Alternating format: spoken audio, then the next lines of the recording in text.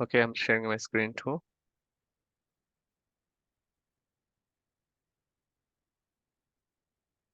Let me know when you guys can see the screen.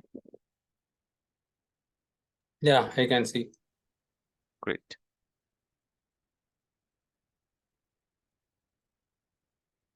All right, guys. So let's go quickly around the table and introduce ourselves. I'll be the one who will be, letting you know about me, and then I want the same stuff from your end also. What's your expectation out of this course? What what is your background? What you have been doing here, and any other things which you wanted to highlight in your, considering your current current occupation, whatever you have been doing, and what is your way forward, or how your, you know, career plan towards taking this Azure as a, Azure cloud as a full-time administration, whatever you wanted to share. Okay. So before that, let me introduce myself, having close to 18.5 years of IT experience now. I work as a solution architect here based out in Bangalore. And these are the couple of certifications that I possess. I'm cybersecurity expert in Microsoft, CCSP, M365 enterprise administrators, solution architect in Azure, and I'm Microsoft certified trainer since last 2018. Okay, so these are the couple of you know feathers in my cap. After that, after that, uh, you know, quick introduction about me. I would like to understand about your background, what brought you here in this course, a little bit any kind of um, things which you wanted to share with us. So, Mani, starting from you. Sorry, Muru. Yeah, I can start. So basically, I am working in the IT industry for past 18 years as well. So I am currently located in US. Um, so the reason I wanted to do Azure is that because the technology, the project I've been working on is mostly on the legacy old system. We are not migrated to any Azure or anything. So currently we started doing some migration. We already started that process. I thought getting know more about on the Azure side, and especially on the administration side, that may help me to design or work on my current project better. So that is the main reason. And then also, I'm planning to do some kind of certification. Mostly I'll do Azure administration, and then probably followed by the architecture. So that's my goal. So basically, this would help um, in my current work project, and also I hope it will help full for my future also. Like I work as a senior software engineer, and I also started doing some kind of architecture role. Oh, So great. yeah, so that's why I thought it would be better for me to um, know the So, administration side.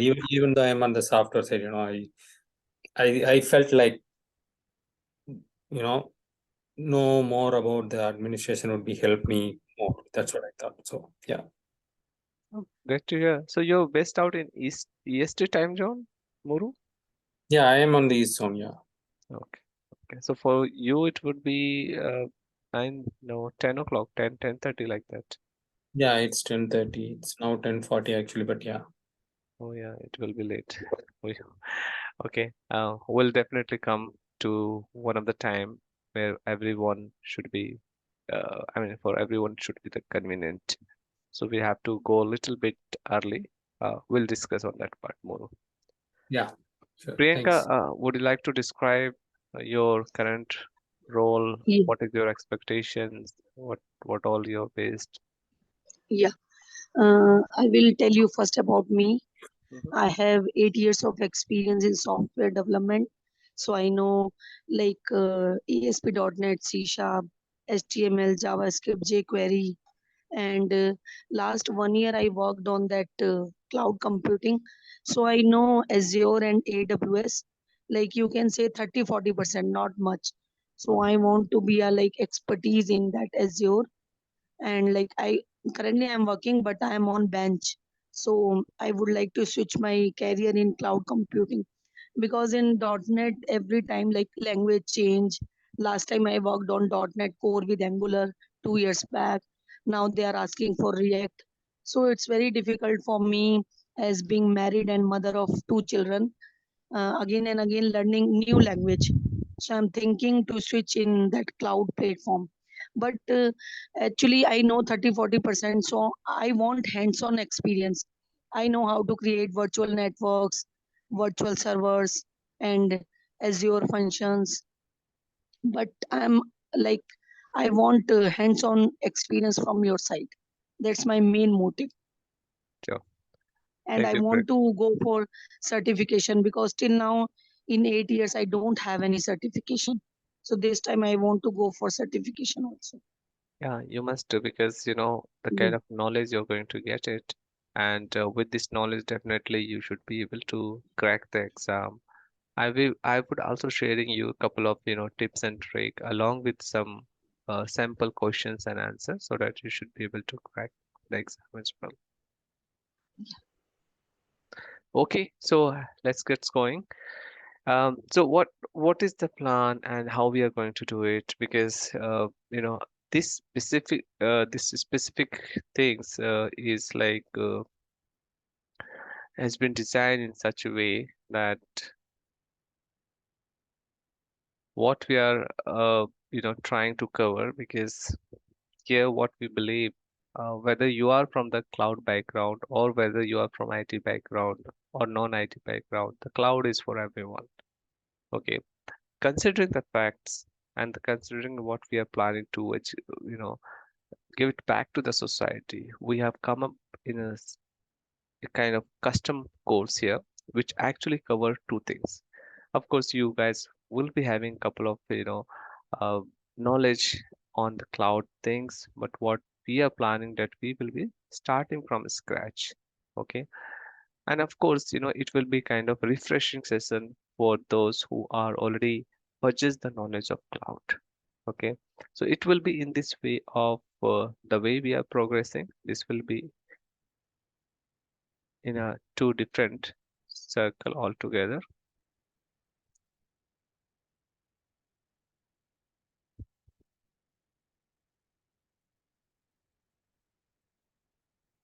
So majority of the things we will be covering on here, which is AZ104, which is your administration course.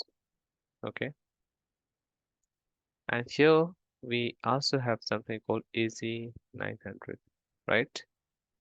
So this is how actually I customize the courses, and it is not only for the e-gain. I am the part-time trainer of the Simply Learn also, guys, just for your information. So administration part here, this course is designed in such a way that okay, whether you have the knowledge on the cloud or you don't have the knowledge, it hardly matters. You know, end of the day, we are going to get knowledge, and if you feel so that you wanted to get certification also, so you can start with your AG 900 first of all. Okay, it's a fundamental course, and the total tenure or the duration of the AZ 104 as per the Microsoft document, it is 32 hours. Okay, it's 32 hours.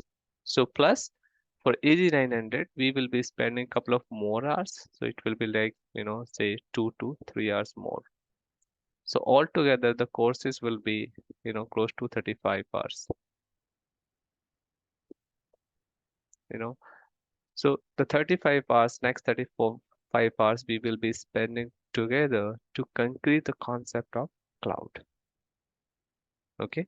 So this is how actually the path of the course has been designed. All right. Then we'll talk about the different certification program, what we have it in Microsoft Azure, how the things and how the certification has been designed. Okay, so let me first share that path also. I have one quick question. So, what is the recommended hours for the AZ900 from Microsoft? I'm just curious. It is 8 hours. Eight Oh, hours. okay. Total is 8 hours if you go for the Microsoft documentation, but we will not be because we are already doing the higher level of course, which is AZ104. So all the details because AG900 is like overview, but in detail we will be covering everything during this AZ104. So all this lecture, all this knowledge for 8 hours we will be covering in 3 hours only. And then I Okay. will also give you, how the various tips and tricks if you wanted to take the exam. Now, honestly, since last 1 quarter or so, Microsoft has restrict so many things. You know, there was a time when Microsoft used to distribute a, you know, certification for the fundamental without spending a single penny. You just attend some events, webinar, and Microsoft will just throw away the certification like that. So ever since, like in the last 6 months or so, they have changed the policy. But still, I'll try to give you some links and all. But there is no surety as of now. We as a MCT Microsoft certified trainer also we used to leverage so many things other than the certifications. We used to issue the voucher for the students. This vouchers is valid for, like for example, if you have the free tier account and it's already expired, with this voucher you used to extend the subscription or you used to get some more credit in your account. Okay, so that is one of the things. And moreover, in our company, if your company is a golden partnership, gold partnership with the Microsoft, they used to get 100% certification uh, reimbursement, or the 100% the moment you apply your corporate account ID, it will be like the cost of the exam will be zero.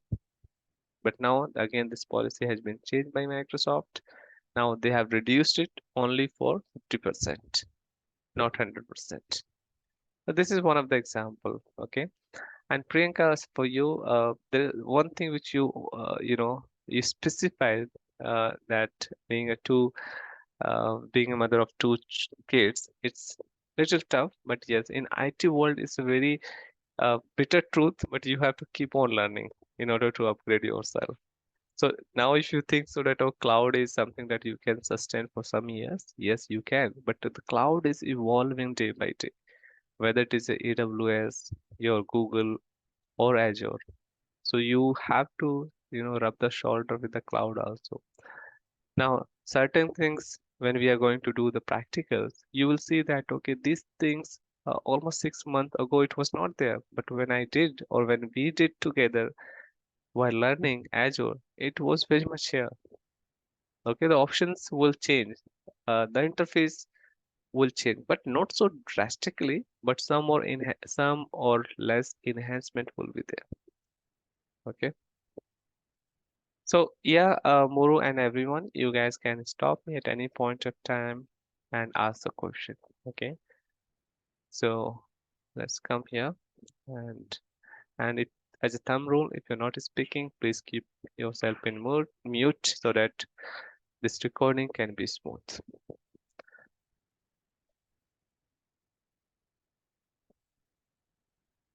Okay, let me share 1 minute. Let me find out first of all where actually it is and tell you the overall path of this sub 04.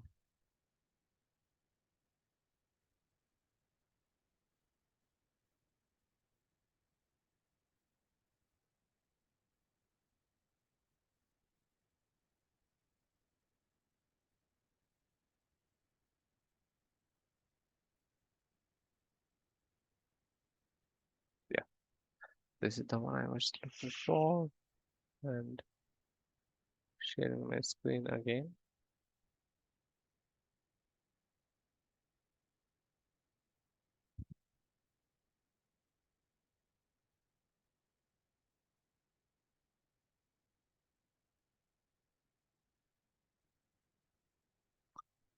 Visible screen is visible to everyone again.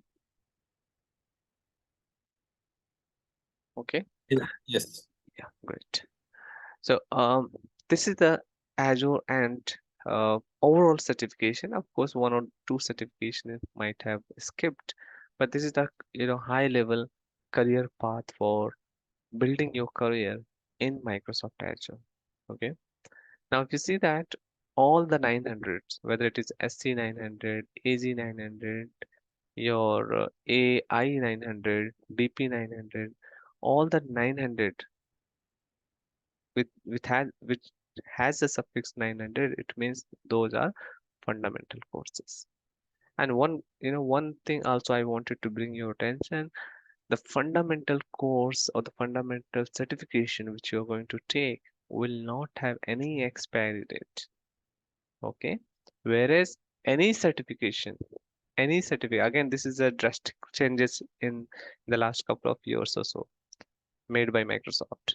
Any certification which you're going to earn has expiry date of 1 year. Okay. So the follow-up questions could be, what happens after 1 year? So the answer is, if suppose you've taken the administration course today, so from today onward, the certification will be valid for 1 year. And as the next year, when your certification is about to expire, Microsoft will send you the reminder to renew the certification. Whatever the certifications you earn, at least 90 days prior to that, they will be sending you reminder stating that your certification is going to expire. Please go ahead and renew it. So for renewal, as of today, there is no charge associated with it. Okay, as of today. But we never know in the future. As of today, um, there's no charges for renewal, and it's just like open book. It's like, almost you need to spend time around 50 minutes, and the questions will come not exactly the same what you receive during the exam, but kind of similar to that. But it's kind of open book. It means you can go and Google it and then give the answer. Okay. So that is the renewal part. Now coming to the career path, if you want to build your career. Okay. So here it is where we are right now. AZ900 is a good way to start and good way to enter into the Microsoft Cloud. Okay, thereafter you have different wings for the different certifications. For instance, for infrastructure, you have something called network, AZ700 for the virtual network. Then AZ720 is another advanced networking course. And then some of these are specialized course. AZ140 is virtual desktop, Azure virtual desktop course. AZ120 is SAP based. Then AZ600 is like Azure Stack. Then AZ800 and 801 is a kind of hybrid. Now, if you are from, of course, and the good way to learn it or enter to the infrastructure is AZ900. Then if you wanted to do infrastructure, AZ104, and then finally you can go for Azure Solution Architect, which is 305. So this is the path for the people who have already infrastructure experience and they wanted to enhance or take it to the next level. Okay. People who are from the developer background, how they can build the career. So the best part is you can again do the easy 900. Okay, and again 900 is like optional, guys. If you know the knowledge, fair enough, you don't need to take the exam. You can go directly for easy 104, 204, DP 300, DP 4 420, SC 900, whatever you feel so. Okay. Now here we have something called developer. If you wanted to build your career into the Azure developer, then you can start with AZ 204, sorry, and then finally for IoT you have something called AZ 220, and DevOps we have something called AZ 400. Okay, What and is the then difference between 204 and 400? 204 is like developer, and it's just like basic of developing something. Like the way we have something called Azure Administrator, similarly we have AZ 204 for the developer. It used to be 203 earlier, and the complete DevOps course is AZ 400, where you will be getting the knowledge of DevOps, Azure DevOps, you know, and how the Microsoft works, collaborate with the DevOps tools. What all the tools are available in Microsoft Prospect, and what all the license one, and what all the license, the open community license also you can get it. So the DevOps detail you will get it in AZ 400. Okay. Then you have something called database administrator, Azure database administrator. If you want to build your career, you can start with DP 300. Okay, start with the DP 900 and DP 300. And nowadays a very popular course is floating around the market is your Azure data engineer. Azure data engineer.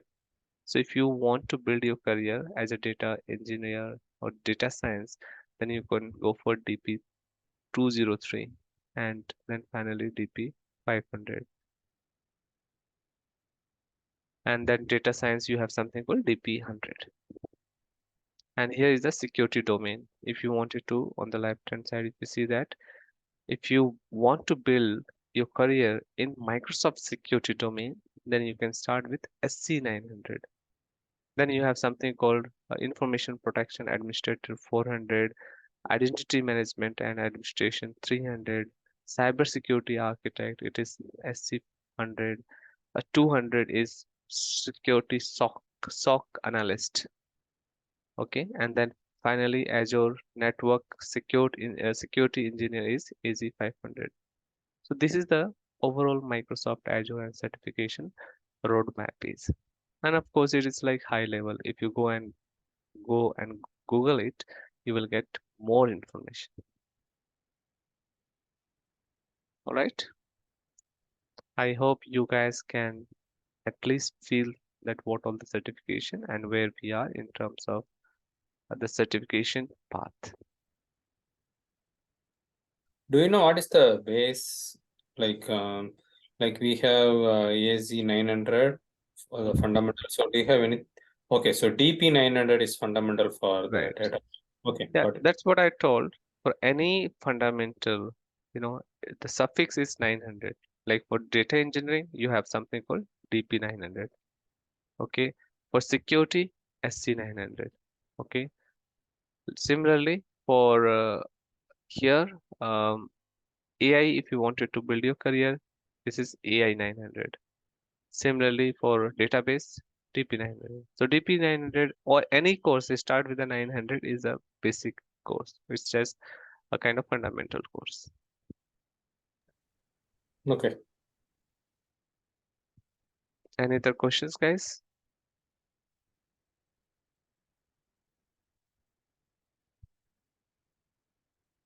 Fair enough. So let's move on. Let's proceed.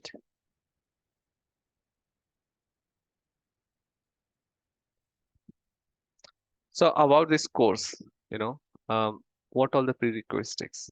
So if you have a good understanding of on-prem virtualization, including VM, virtual network, virtual hard disk, it's good to have. And again, since we are covering the fundamental also, if you do not have it, then also it's fine. We will empower you this knowledge so that you should be able to grab it quickly. Okay. Now these are the course outline. How many modules we have it. It's a start with the Azure, and then we will be talking about The module number 7 is not there, guys. Actually, this slide I've taken it from the US clients. So this 7 is not there. Instead, we have a monitoring solution. Okay, instead of this, we have Azure monitoring. So that we will be covering it. Rest of other things will remain as it is. So in the module number 1, we will be discussing about Azure. Okay, and we are talking here the administration course 104. Okay, then we'll in the module number 2, we'll talk about Azure networking, then virtual machine, then how do we manage virtual machine, what are the operational tasks that we do as part of managing virtual machine, then implementing Azure app services, backups and storage, how do we do the backup and all, containerization solution that we'll talk about, what is Kubernetes, and what all the functionalities for the container and the Kubernetes. Then we'll talk about how do we manage the Active Directory in the hybrid environment, and then finally Azure Active Directory and the pass. Okay, one thing I would like to understand, guys, and I need the input from your and also, you know, the intention of this course is to wrap up within 1 month or so, right? Now the total course, as now you understood, around 35. Okay, so if we start little early, around 7:30 IST, I'm saying, so we have to give at least 2 to 3 hours per day. So since it is a weekend course, so Saturday and Sunday, okay, we will be giving close to 6 hours. Of course, 3 hours non-stop. Even I can't speak. You guys cannot be there. So we will be taking at least 5 to 10 minutes break in between, so that we can finish the course. The reason being, why I'm asking and why I'm requesting here, because I conduct a training for the Simply Learn. If you go and check it out in the weekend classes for the Simply Learn, it's like 4 hours. But initially, when I started engaging with them, it's been almost close to 1 year now. There was time when 4 years used to be too much time for me.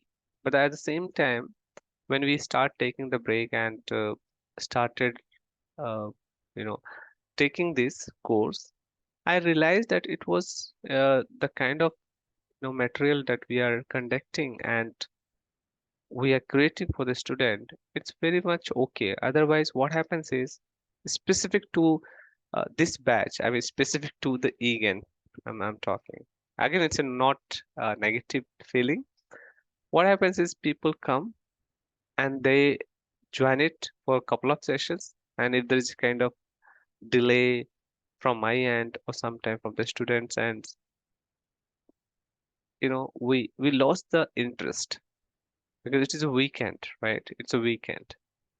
So if suppose I have some and everybody has the some or other commitment, guys. Since we are also working professional, we can understand.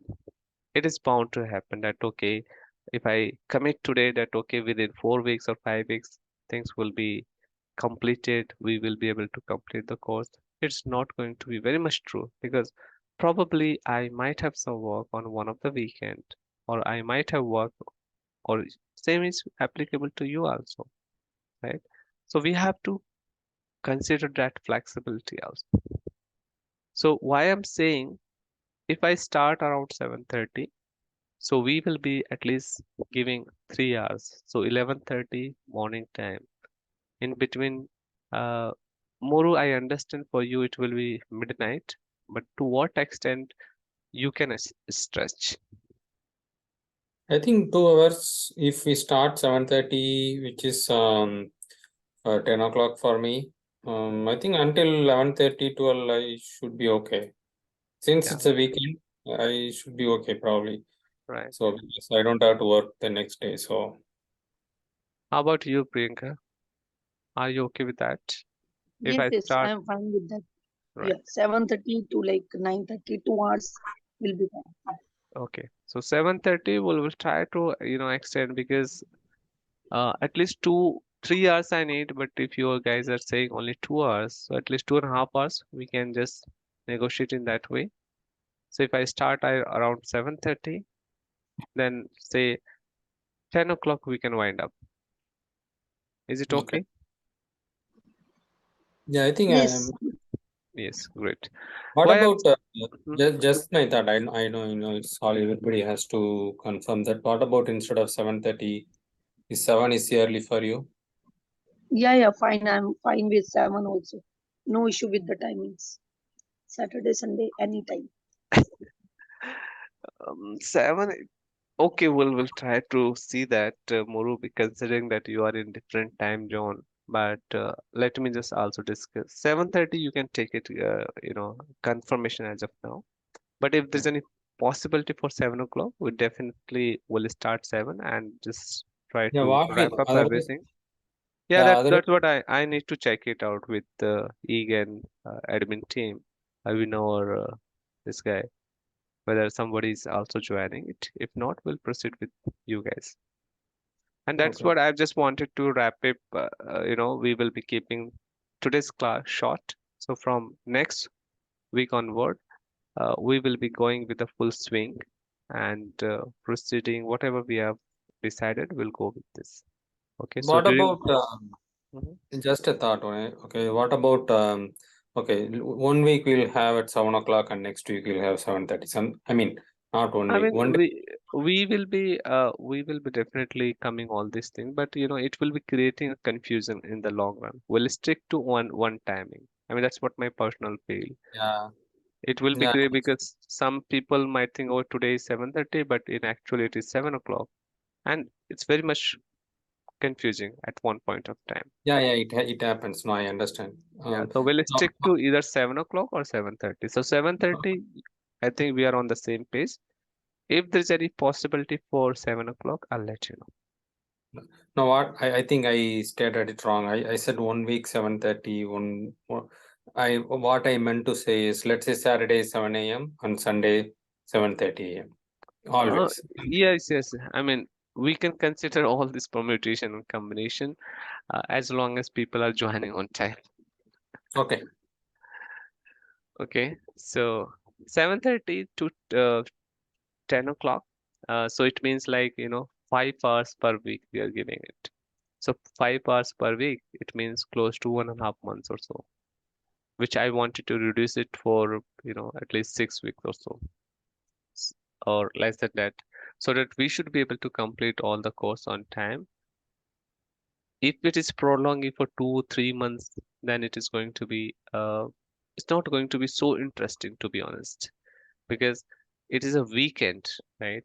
So we have to devote the time at least 3 hours 4 hours in a day, and of course we will be taking 5 10 minutes break to maintain this momentum.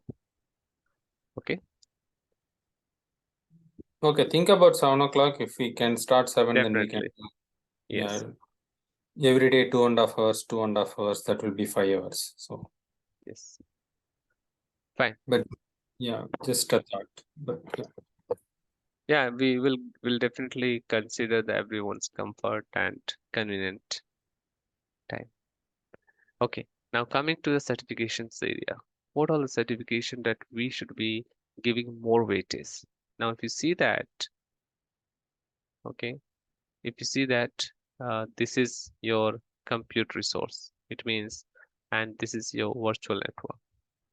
These two topics are lengthy one, and these two topics are more time consuming. At the same time, having said that, these are the topics that we should be grabbing it more to, because from certification prospect, you know how much you need to score is 70% out of 100. Okay, so the minimum passing mark is 70%. So if you see that together, these two topics contribute close to 60 to 70%. Okay, so what I mean to say here, we will be devoting handsome amount of time to concrete these two concepts, and that's what it is more time consuming. And once we start and complete these two topic, rest of other topic will be easy for us. Okay, So we'll start with these two topics first. We'll try to, and the moment we completed these two topics, it means we have almost 60% course has been completed. So as you can see, the higher the percentage, the more questions that you're going to get it in that certification. Okay.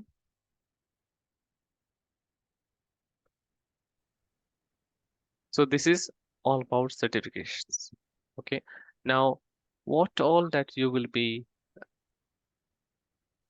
what you will be, other learning prospect. Of course, we have been living in a information age.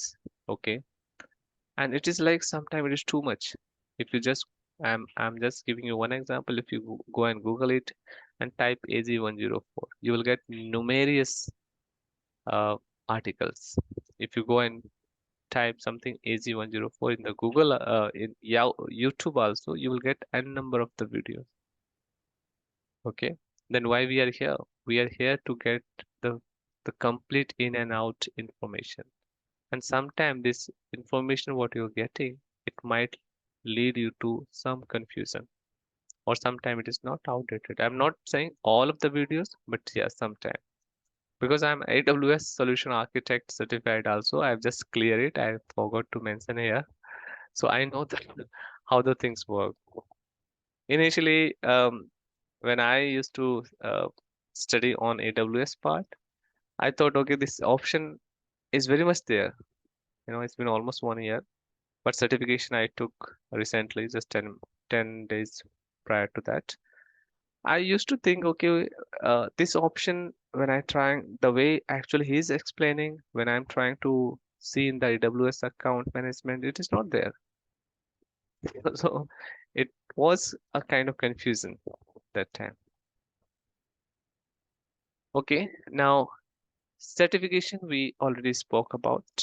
This is the path right now. You have to start with the fundamental, then Azure administration, and then finally you can go for solution architect. And from the exam prospect, these are the exams. Okay, what all that you will be doing it. So here what we have, and I'll be frequently I'll be walking you through guys on the Microsoft learning dashboard, where you will be getting more about, and we will be seeing the latest information here. Okay, and it's always good to start with the learn. Microsoft learning document is very uh, it's very in detail information that you will be getting it. Okay, so if you just go and Google AZ104, this is the page that you will be getting it. Okay, these are the place, and here you can see how much you need to pay in India. If you are, so Muru, you have to pay around 165 plus something, but in India it is less. That's good. Okay, in India I think it is this much, which is not even $100. Yeah, Okay, so you have to fly and come back to India and take some exam.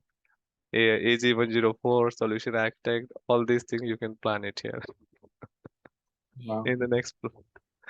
Okay. Other than this, so you can see in the collection item, guys. Okay, this is the same thing what we discussed here earlier, and here it is updated on 28th July 2000. This is the latest update, as you can see here. Now, items in this, I would definitely urge you, whenever you have time, go through all these modules. Okay, all these modules. These modules are in details, and it will definitely give you the boost while learning during our hands-on. During the class, you can also learn and understand this. So the best way is to kickstart or to learn your AZ104 is your this document or this learning portal will give you more information about AZ104. In addition to that, we also have some more sources. Additional sources are Azure Forum. you can follow Azure Tuesday with the Core, Channel 9, Azure Blogs, Microsoft Learning Community Blogs, and Azure Documentation.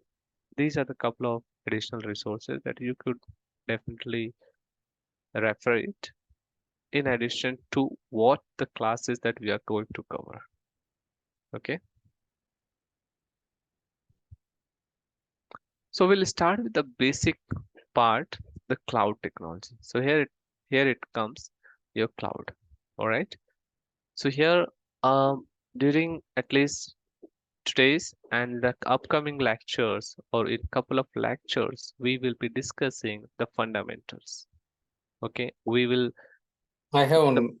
Mhm, Sorry to interrupt. I have one quick question. The previous slide you showed about the additional resource. mhm. So that I can, like for example, Azure Forum, right? So I can just go on Google and find. I think Yeah, it yeah. takes Microsoft website, I believe. Yes, is all that's what these are the genuine. I'm not saying that okay, these all are the Microsoft additional resources. Channel 9 is also Microsoft associate channel partners, Azure blogs also. So please take a pics or something, guys, because of the MCT. I'll not be able to share this PPT with you guys. I'm keeping the things very simple. I'll not be able to share, but I'll be sharing all the other study materials, like the visual diagram, what we are creating, any scripting, any PDF files or so. But this PPT I'll not be able to share. Okay.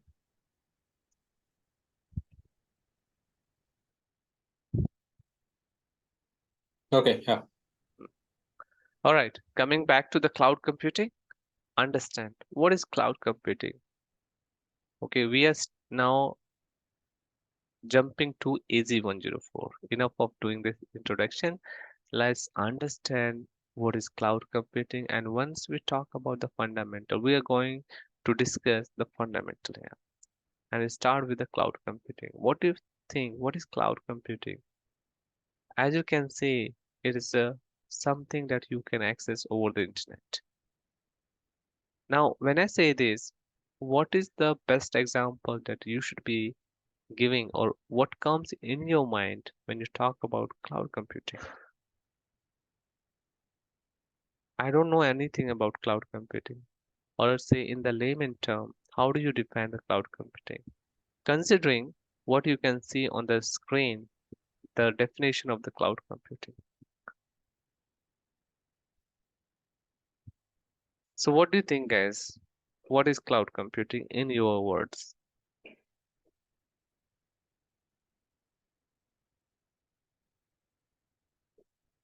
Sorry, I was stuck on mute.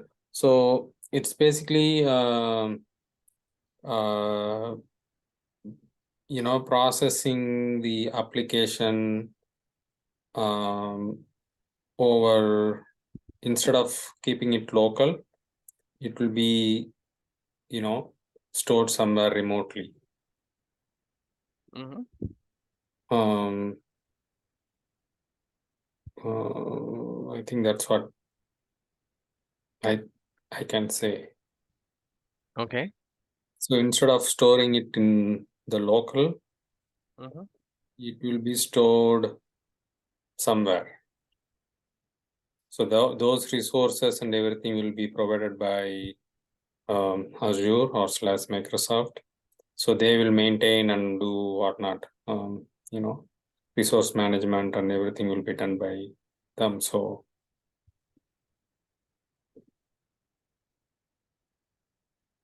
yeah. Okay. Anyone else? Priyanka? Yeah, I will say like for running any application, what we need some platform, we need server, we need storage. So for all these things, connecting, we will say it's a cloud computing. All these things together. Mm-hmm. Like we need, if we are converting any PDF to image, we need storage of these images. So cloud computing will provide storage. We need networkings, like talking one server to another server. that is also included in cloud computing. So like we will say, for running any application, what all need, that is cloud computing will provide us. All right, yeah, great. So let's try to break down, in a layman term. Okay, let's keep it the cloud or computing aside for the time being. Understand what is the cloud. So surrounding us, there are so many things like your broadband, your Tata Sky, your Airtel, or you have some Netflix subscription. What all these? These are subscription based services. Okay, these are something that you're trying to access. These are the services. These services have some sort of categories. Like, if you go for the broadband, say I'm using my ACT broadband. So I have some during that plan, when they presented, they had given plan A, plan B, plan C, or simply like silver plan, gold plan, or platinum plan, something like that. So you will be having a different set of categories and the speed. If you go for the gold one or platinum one, you will see the enormous difference in terms of speed. Probably they are saying that okay, you will be getting around 300 Mbps or say 500 Mbps or 1 GB uh, M1 GB speed. Okay, so these are the features they are offering, and we as a consumer, we are consuming and paying what we are using it.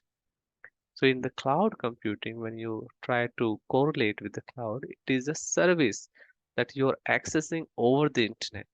Okay. And these services could be cloud computing, or sorry, services could be compute. Its services could be network. It could be storage. It could be analytics. It could be monitoring, and so on and so forth. Right? So this is all about cloud computing. And of course, in the next couple of lecture, we are not focusing on Azure. Cloud computing is, or the concept of the cloud computing will remain uniform across all the clouds, all the cloud vendors. In CCSP term, we say cloud service provider. So other than Microsoft, what do you think, guys? Who is the leader first of all? Do you know that? Who is the leader in the cloud computing?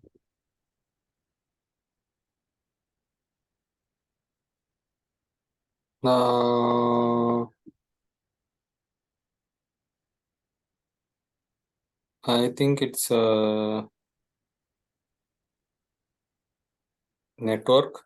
No, no, I'm saying who is the leader? Who is the leading the cloud computing? When I say Oh, cloud okay. computing, yeah, vendor, cloud service. Yeah, yeah. Google, You mean in Microsoft, sorry, Microsoft. Azure is of Microsoft. I Okay. think Amazon. Yeah, I mean AWS. Who started, who started giving the cloud services?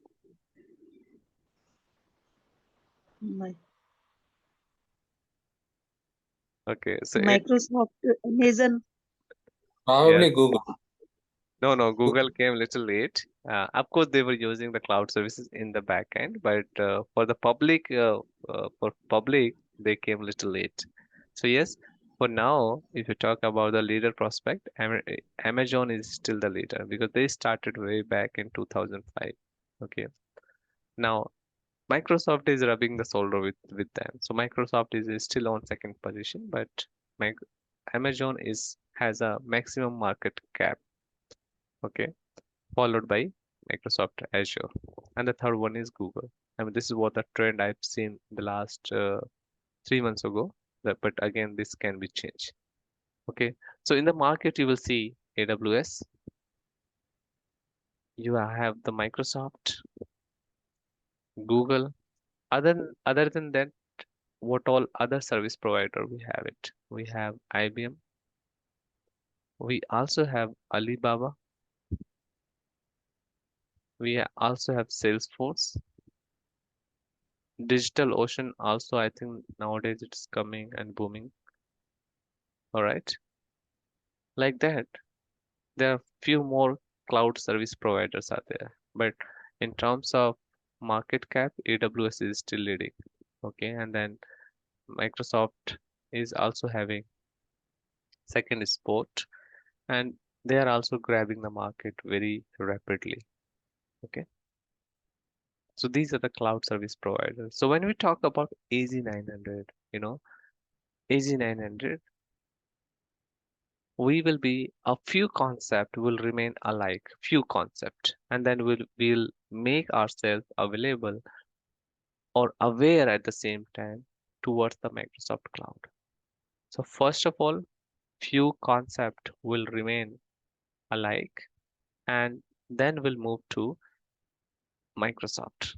Okay, so the cloud computing, it is going to be same whether you talk about Microsoft, you talk about Google, Amazon Web Services, or you take any vendor, it's going to be same concept. Okay, so that's what we need to understand, the, the definition and the features of the cloud.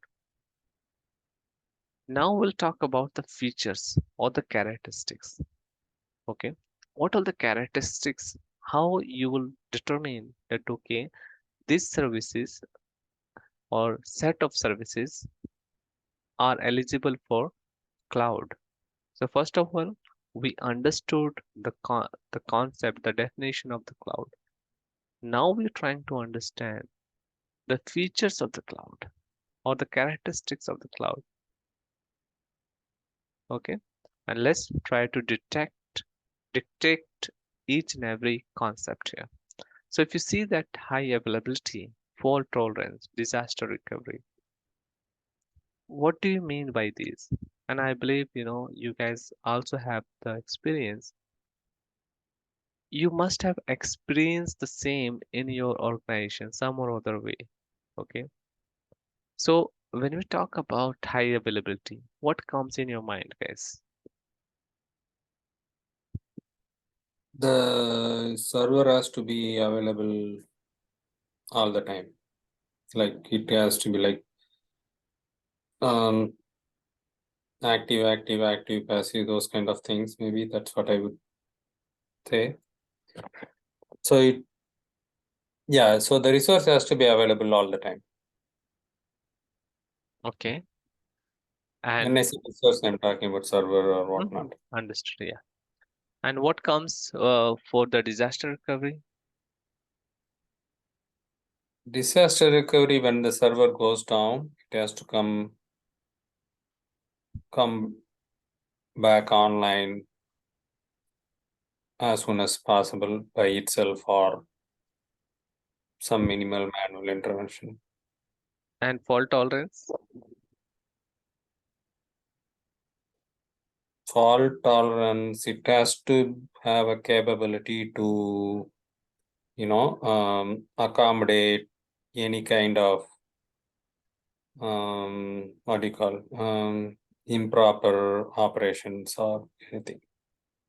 Okay, fine. So let's try to understand the high availability, fault tolerance, and your disaster recovery. The three concepts are very much similar, you know, and in actual, these three concepts are is equal to BCP. The concept of BCP. What is BCP? Business Continuity Plan. Okay, and I believe some of you must have heard about this. During our pandemic, when the pandemic strike,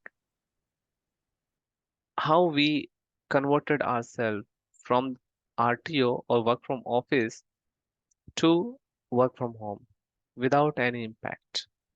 Of course, there was some time it took to make ourselves understand or to make organizations specific to understand that okay, when you're working from home, it doesn't mean that you're not working.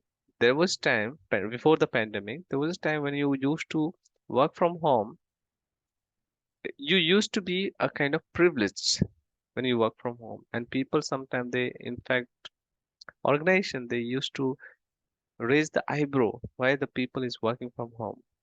Okay, and now again return to office, so it is going to be very tough. So this is part of your BCP, business contingency plan. And when you talk about high availability, it means highly something is available. Okay, one thing is should be there that okay, if you're talking uh, any services, say web services, so web services has to be available, and it is not only one reason, it should be available irrespective of any time. For example, I'm accessing my web server, so the other people is so concurrently around 10 people are accessing my server. So when the 11th guy connect to that, will he or she able to connect or not? The server is available to serve their request or not. That is called high availability. Okay. It has to be available at any point of time, no matter whether it is a part of one reason or another reason. Now, disaster recovery is something any sort of natural calamities happens or anything happens. For example, if you talk about on-prem data center, you will be having on-prem data center in one of the region. Probably it is located in, say, take the example of India. Okay, this located under India under one of the state. What happens is if the flood come, what happens is if any sort of natural calamities comes, are we ready? Irrespective of any situation, are we ready to still provide the services to our clients? That is called disaster recovery. One good example I just wanted to give here. We are still using Azure Cloud to take the backup of, you know, backup services, and then we do the restoration exercise on almost every week. Okay. So what we have done it here, we we also have the on-prem data centers and we also have the cloud data center. So we are taking one copy in our on-prem, the backup copy is in on-prem. At the same time, one set of copies are being kept in the cloud environment or in the Azure environment. That is our disaster recovery. So if anything goes wrong with my on-prem data center, still I can access my information, I can access the data from the cloud. Okay. The fault tolerance is also like, here the system has to be a kind of, so flexible and system has to tolerate and it should be in auto mode. For example, if suppose um, any of the database services, if it is not working, if it is hung, probably your CPU utilization is too much, your memory consumption is too much, and that is the reason database service is not able to respond. What should be your instant response, instant resolution to fix it? Okay. Are you using any sort of cluster service in the backend that you are going to invoke? Just like that, you cannot restart the server to get rid of this problem unless it is so critical. So a system has to be capable enough to some extent to sort out the problem, okay, to deal with it. Now, another concept what we have it is scalability. What is scalability? It's a the cloud, the any cloud, they follow the scalability, and it's a wonderful characteristics. I personally like it. You tell me, what do you mean by scalability, guys? Scalability is something um, like let's say I have um, so let's say it can handle let's say 5 services, and when I have 6 or 7 or 8 service, it has to have a capability of handling that also. Yeah. So it So, is yeah, in the same manner, scalability is something that let me change.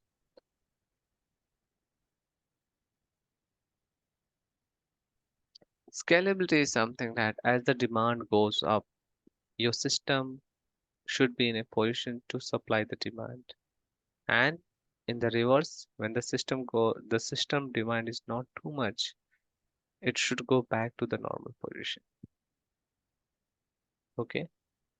To understand more, let's see that you guys, for more, you guys will be having Black Friday, okay, or Amazon sales.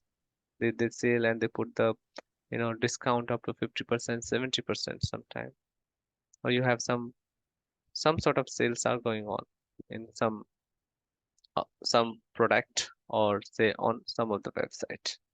Now, when you talk about scalability, for example, Amazon has put 50% discount on a selective items. So in a normal days, if the people concurrent users are connecting to Amazon.com is around 1,000. Let's take one hypothetical statistics, 1,000. Now, when you put this offers, you put this discount on the weekend or in the Black Friday, and number of people it. For example, 1,000 instead of 1,000, now 5,000 concurrent. Concurrent, it means at the same time are connecting to my server.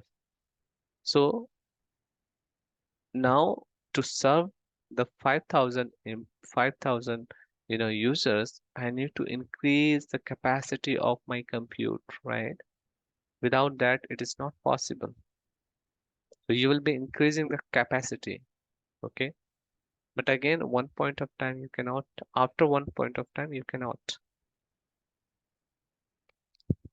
So scalability is such a wonderful things which actually help you to meet your requirement. As the demand goes up, your system in a position to supply the demand, and as it is going down, it has to be down. Okay. Global reach. It means what? Irrespective of wherever you are, okay, irrespective of wherever you are, which part of the world you are, your your cloud service should be accessible, or in other word, you should be able to access your cloud services. The best example is your Gmail, your Outlook. Wherever you go, or any part of the world you go, unless they have some restrictions, of course, you know. So when you go and access, it will not stop you to accessing your, okay, because this is the part of your process, or this is a part of your characteristics. Then we have something called agility. Now, what is agility? What is the literal meaning of agile, guys? What do you mean by agile? Agile is the uh, it's a process step by step. Mm, No, no, no. You just tell me the, you know, literal meaning of agile. Agile itself is a concept I understand. But what is the meaning of agile? When I say that you are an agile person, or you have to be agile, what is the literal meaning of agile? It it means like move quickly or like fastly, we will say. Correct. It's like how quickly you are acting, how quickly you are taking some next steps. So this agility word come from literal meaning of agile. Now, how actually in this context it is useful? Agile, when you have to be agile, it means how quickly you're going to sort out this problem. One good example I can refer here, for example, if you're a database administrator, one fine morning you're coming and sitting, and all of a sudden you found, okay, my critical database has crashed, which has around 50 terabyte of, database. Or I'm just giving one hypothetical example, guys. 50 TB is too much. So say 5 TB database is there. The size of the database is 5 TB. Now that has crashed. So as a database administrator, what would be my quick fix? Whether I should get it from the backup team, or whether I should do some kind of intelligence way to to provide this database to all the stakeholders and the users, because it's a critical database. If you do not provide, half of the time it will go to fix it, and which business will be in tremendous loss, right? So what is the best as a probably fixing some utility on the database could be time consuming, but at the same time, if you have a good backup, you can restore the database from the last backup and give it to all the employees as early as possible. So when the situations arise, how quickly the cloud is going to take some actions on it. Okay. Then there is something called elasticity. The same concept what we understood on the scalability. Elasticity refers and prefer more towards application, whereas your scalability is more towards compute. Then we have something called customer latency capabilities. What does it mean? The latency, you know, for example, if I'm trying to access one of the web server from, say, from the India, I'm trying to access one of the uh, web server which is there in Canada region. So as a user, when I'm trying to access any web services or application which is miles away from me, it will be slightly slow, right? The moment you're trying to access this from Canada and the moment you're trying to access this link from India, of course, there would be a huge difference in terms of speed. So, how the cloud is going to tackle it? That is called cloud latency capabilities. This is called, in another word, we say CDN, content delivery network. So, we'll talk about it. How the CSP or the cloud provider will ensure that users should experience less latency.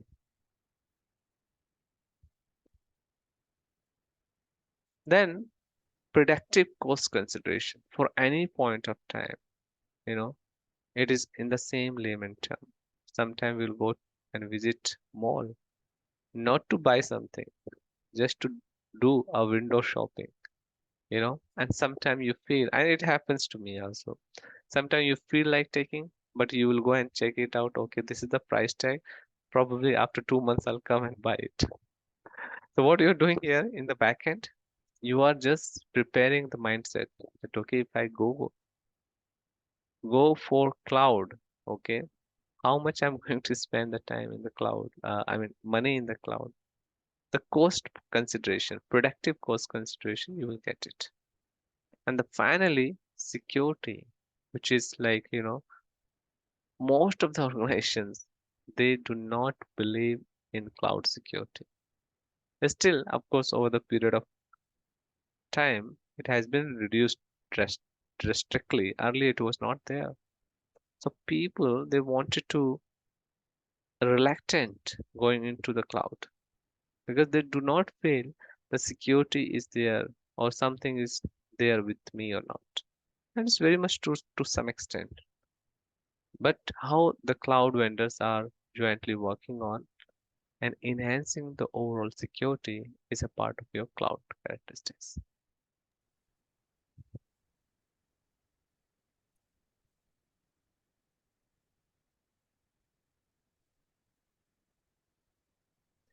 Right, guys? Any questions so far? I have one question. So all these things, whatever you mentioned here, cloud characteristics, so all these can be achieved with the traditional or on-premise world, right? So what makes it big difference between, so whatever you mentioned here, this can be typically achieved in the virtual world or whatever, even the previous generation, let me say that. So what makes this that big of difference? Yeah, more it's a good question, and when you see and incorporate all of these cloud characteristics in your on-prem data center, that will become your private cloud. and we'll talk about these types of model what we have it. Now, say I have my on-prem data center. Okay, I have my on-prem data center, which is located in Bangalore for my company. Why should I open the open data center for anyone else, any other company? Why should I go and give the service? I'll not Right. give. So that is the one thing, like that. Microsoft is a public platform. Amazon is a public platform. Google is a public platform. But as far as my data center is concerned, it's my on-prem data center. I cannot give anything to anyone which I own manage it. So when we are going to discuss all, we are going to discuss about on-prem data center, which is nothing but your hybrid environment. Sorry, on-prem data center plus your Azure. Sometime we'll talk about mix of both. Why and how long we should be keeping on-prem and your cloud things. These characteristics are specific to the cloud, and how actually it's different because you cannot incorporate all of these characteristics in your on-prem. You tell me how you will come calculate the cost that okay, today I'm spending X amount of money or X amount of things on purchasing hardware. Now, I want to know the rough calculation that okay, the way actually this you're spending this much amount on my Dell hardware or HP hardware for the next 3 years, how much do I need to pay? Instantly, you cannot calculate, right? Secure Security is something more in on-prem. You of course because you are managing, it's your baby. You can do and enhance the overall security. But at the same time, say scalability. How actually it's possible in your scalability? You tell me in on-prem data center, if suppose we have the on-prem data center and we have a capacity of 100 Windows and Linux servers and we are hosted in EXSI environment or say hypervisor. Now for the trend of your company, you have the X amount of employees in your company and that is the reason.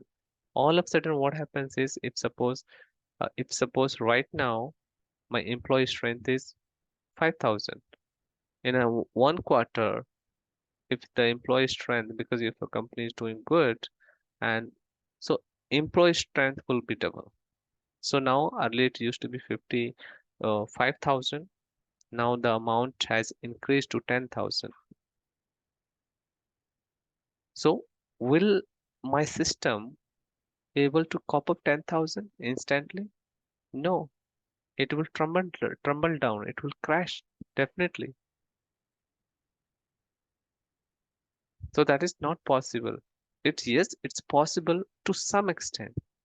But if I say that okay, my website right now it only connecting to 10,000 employees across the world.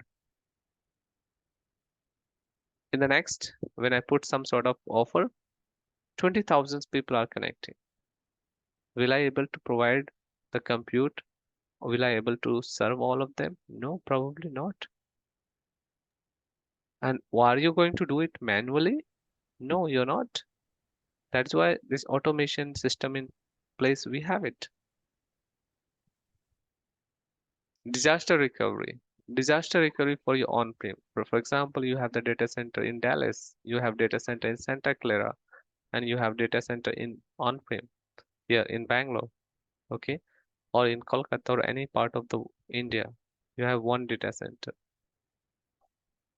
So unless you go and create an additional data center to deal with any sort of natural calamities, you know, it's going to be a Hercules task.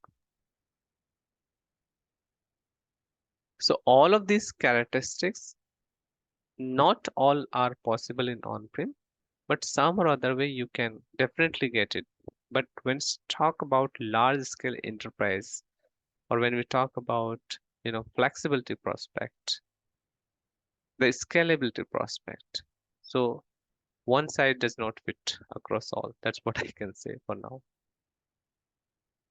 So as we move along, we'll talk about the types of the cloud, model of the cloud, and there we'll discuss more about shared responsibility model. What is our responsibility when it's come to the cloud, and or in a hybrid environment, or in purely in a cloud environment. Okay. Did I answer your question, Muru? Yeah, one question though. So you talked about scalability is good in cloud. I kind of agree to some extent. The reason is that when okay, let's say I purchase so whenever I purchase something from Microsoft, right? So I go with some, let's say 200. I need to serve like 200 connections or whatever. I'm just saying one example, right? So I would consider 200, assuming that currently I have 100, I may go to 200. So I have that 100 buffer. So I get a quote for 200 from Microsoft, correct? To in terms of hardware or storage or whatever, right?